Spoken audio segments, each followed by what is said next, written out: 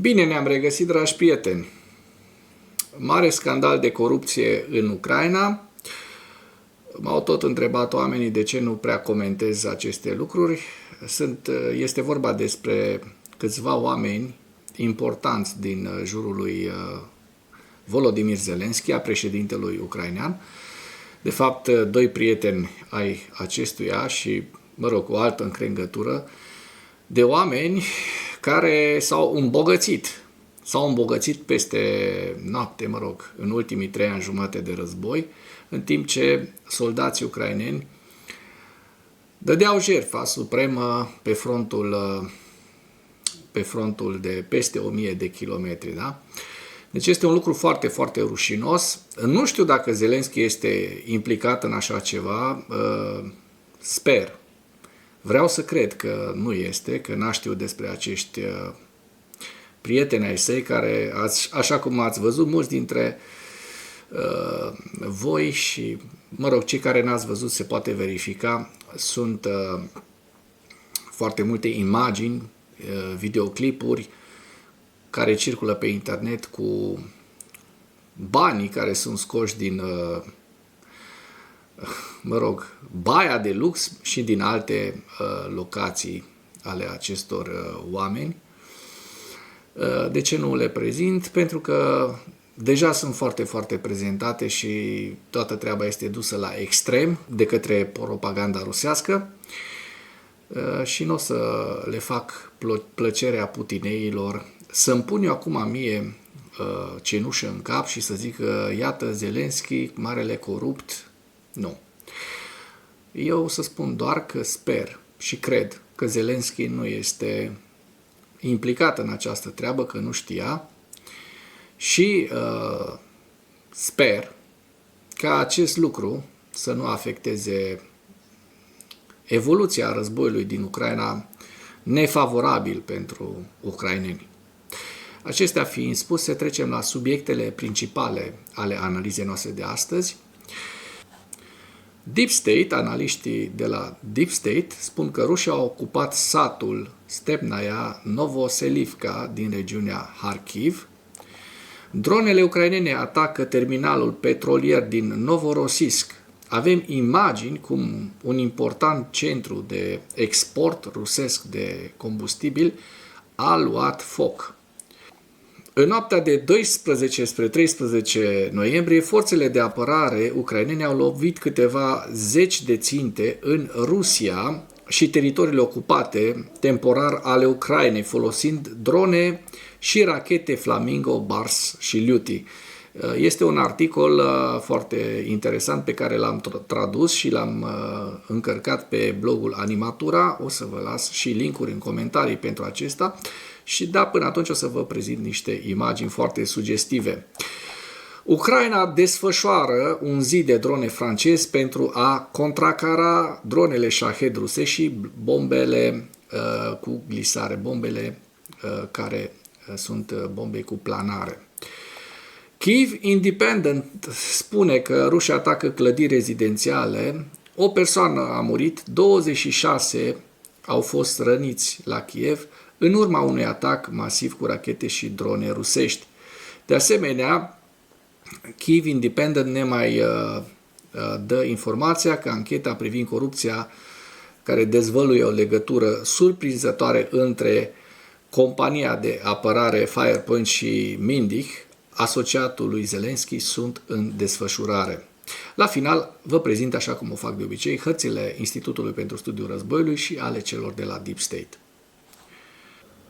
Analiștii Deep State ne spun că rușii au ocupat satul Stepnaya Novoselivka din regiunea Kharkiv. Vedem în această imagine din districtul Kupiansk al regiunii Kharkiv. Inamicul a ocupat această localitate și de asemenea a înaintat lângă Solodnoye și Novospenovskoye. În noaptea de 12 spre 13 noiembrie, analiștii Deep State au raportat că forțele de ocupație rusești au stabilit controlul asupra așezărilor Rivenpilea și Iablokovo din regiunea Zaporojie și au făcut de asemenea un avans tactic asupra unor secțiuni ale frontului din regiunea Donetsk și regiunea Dniepropetrovsk. Dronele ucrainene atacă terminalul petrolier din Novorossiysk, un important centru de export rusesc a luat foc. Și vom avea imagini, până atunci prezentăm că noaptea de 13 spre 14 noiembrie, deci azi noapte, dronele ucrainene au lovit infrastructura portuară și petrolieră din orașul rusesc Novorossiysk, provocând un incendiu la unul dintre cele mai mari terminale petroliere de la Marea Neagră. Pagini publice rusești și canalul Telegram Exile Nova Plus, șeful Centrului pentru combaterea dezinformării din cadrul Consiliului Național de Securitate și Apărare a Ucrainei, Andrei Kovalenko, spun că în jurul miezului nopții, locuitorii din Novorossiysk au început să raporteze multiple explozii și activități de apărare aeriană. Ulterior au apărut fotografii și videoclipuri care arătau un incendiu de amploare în zona portoară. Principala țintă a atacului a fost complexul de transbordare Shesharis, o instalație cheie în infrastructura energetică a companiei de stat ruse Transneft. Hai să și vedem despre ce este vorba.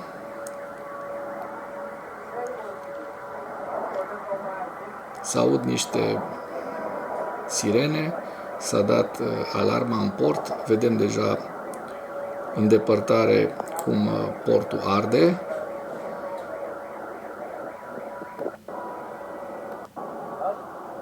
Iată, se trag cu... Se trag... Ba nu. Ba da. A fost lovită o dronă ucraineană. Da? Au parte și rușii în acest moment de aceste jocuri de artificii. Se vede foarte bine în depărtare, dar sunt și imagini mult mai sugestive decât aceasta, pe care le găsiți pe internet. O să vă las și link în comentarii. Terminalul petrolier Sheharis este punctul final al principalelor conducte petroliere care transportă o parte semnificativă din petrolul rusesc de export, în special petrolul de calitate Ural. Împreună cu terminalul vecin al consorțiului conductelor caspice, care manipulează în principal petrol kazak, portul Novorossiysk manipulează peste 2 milioane de barili de petrol pe zi, reprezentând aproximativ 5% din transporturile maritime globale. În urma atacului, aeroporturile din orașele învecinate Krasnodar și Gelendzhik și-au suspendat temporar operațiunile. Pe lângă pagubele aduse terminalului petrolier, au existat rapoarte despre lovirea unui depozit de muniții de pe teritoriul uneia dintre unitățile militare, precum și a unei poziții a sistemului de apărare aeriană. Și o să încerc să vă încarc, iată aici se vede mult mai bine cum arde acest terminal petrolier rusesc, da? Pentru că este filmat din apropiere, nu din depărtare, așa cum v-am prezentat în imaginile anterioare. Da, bun. Discutăm și vă las niște imagini și despre faptul că forțele armate ucrainene au lansat noaptea trecută rachete Flamingo. Vedem cum își iau zborul către ruși. 4 rachete Neptun, 3 au sosit la destinație. Iată. Una, două. Deci au produs aceste rachete pagube semnificative, așa cum ne spun comunicatul forțelor armate ucrainene.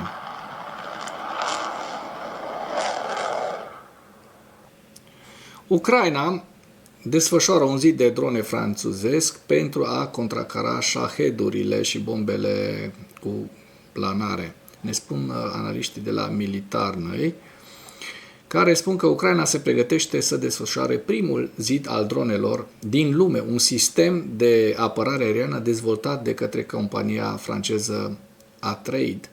Potrivit Business Insider, Sistemul a fost deja livrat Ucrainei și se așteaptă să devină operațional în următoarele săptămâni. Acesta constă din zeci de drone mici care formează un câmp minat zburător pe cer pentru a intercepta munițiile inamice.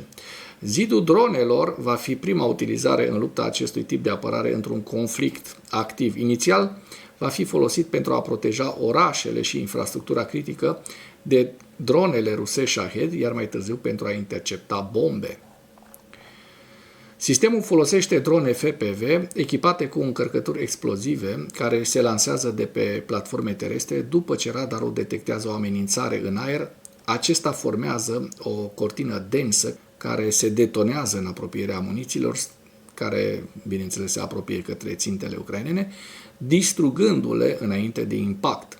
Inteligența artificială ajustează structura zidului în timp real pe baza traiectoriei țintei. Sistemul funcționează fără GPS, bazându-se în schimb pe hărțile 3D preîncărcate, un avantaj cheie în mediile cu război electronic intens.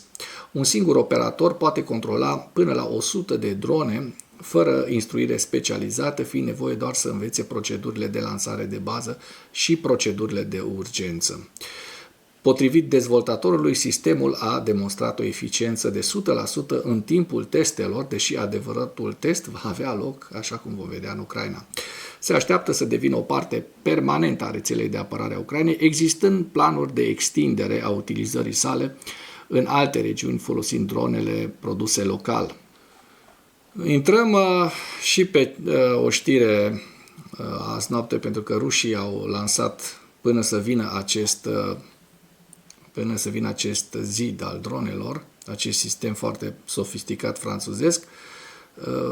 Discutăm și despre știrea potrivit căreia rușii atacă clădiri rezidențiale. O persoană a murit și 26 au fost răniți la Kiev în urma unui atac masiv cu rachete și drone rusești. Și nu o să insistăm prea mult pe aceste informații foarte, foarte tragice.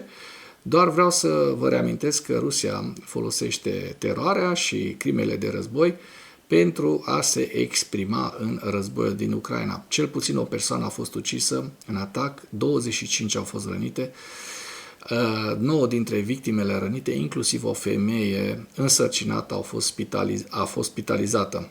Printre răniți se numără 2 copii cu vârste între 7 și 10 ani. Și vedeți imaginile, da, care sunt foarte, foarte sugestive, zic eu. Nu vă trebuie imagini mai sugestive decât atât. Din păcate, rușii continuă să folosească acest lucru, dar să sperăm, odată cu apariția acestui zid de drone franțuzesc, ucrainenii și orașele ucrainene vor fi mult mai protejate. De asemenea, dăm un ochi și pe această informație. Ancheta privind corupția dezvăluie o legătură surprinzătoare între compania de apărare Firepoint și Mindig, asociatul lui Zelensky. Da? Îi vedem pe cei doi, Timur Mindig, așa, și pe Igor Fursenko în timpul audierii în altei curți anticorupție. Știm că cele două curți, NABU și SAB, ucrainene, sunt curți anticorupție care se ocupă cu astfel de cazuri. În timp ce scandalul de corupție la scară largă zgudie Ucraina, audierile de arestare a suspecților continuă să dezvăluie noi detalii despre ceea ce anchetatorii spun că este o schemă de spălare de bani de 100 de milioane de dolari. O audiere din data de 13 noiembrie a scos la iveală legături surprinzătoare cu producătorii vedete de rachete și drone ucrainene, Firepoint, confirmând parțial un raport anterior al publicației Kyiv Independent. Ancheta Biroului Național Anticorupție din Ucraina, sau NABU, susține că Timur Mindig, un apropiat al președintelui Zelensky, a condus un grup care obținea comisioane din construcții și achiziții de energie, inclusiv construirea de sisteme de apărare pentru infrastructura energetică a Ucrainei și spălarea veniturilor. Mai multe alte personalități din guvernul Zelensky sunt implicate, din păcate. În timp ce cazul se concentrează pe energie, a apărut și numele de Firepoint. Firepoint este un contractor privat în domeniul apărării, care a apărut în 2023, care produce drone de atac cu rază lungă de acțiune FP1 și racheta de croazieră Flamingo.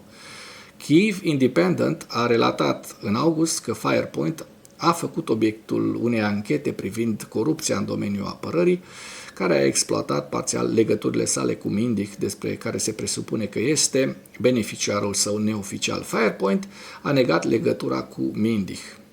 Igor Fursenko, unul dintre membrii cheie ai grupării, despre care se presupune că a spălat bani în această schemă, a fost angajat oficial la Firepoint pentru a-l salva de la mobilizare și a-i permite să călătorească în afara Ucrainei, potrivit unui fragment de dialog publicat în cadrul procesului. În înregistrare, Fursenko vorbește cu Alexander Zuckerman, sper că nu-i Zuckerman, un alt om de afaceri acuzat în acest caz, pe care Zelensky l-a sancționat ulterior. Cei doi discută despre faptul că Fursenko a obținut recent o poziție oficială la Firepoint. În schimbul de replici, Zuckerman, superiorul lui Fursenko, îi clarifică lui Fursenko detaliile angajării sale oficiale la Firepoint. Când Fursenko menționează taxele aferente angajării, Zuckerman răspunde că firma va plăti taxele în locul lui. Într-un dialog, Fursenko discută despre posibilitatea de a obține o insignă de la Firepoint, identificându-l drept specialist senior, adică o insignă care, de fapt, o legitimație, de fapt, este vorba despre acest lucru. Procurorul parchetului specializat anticorupție, SAPO, a declarat că, potrivit datelor lor, Fursenko era angajat ca administrator la Firepoint din 19 martie 2025. De asemenea, observăm existența pașaportului internațional al lui Fursenko și că în perioada ianuarie 2018-22 august 2025, acesta a călătorit în străinătate de 26 de ori, inclusiv în timpul legii marțiale. Da, știm despre ce este vorba în legea marțială. Din păcate, nu știu ce se va întâmpla cu conducerea din Ucraina după acest scandal. Să sperăm că lucrurile se vor așeza pe un făgaș normal. Trecem la ziua 1360 a războiului din Ucraina.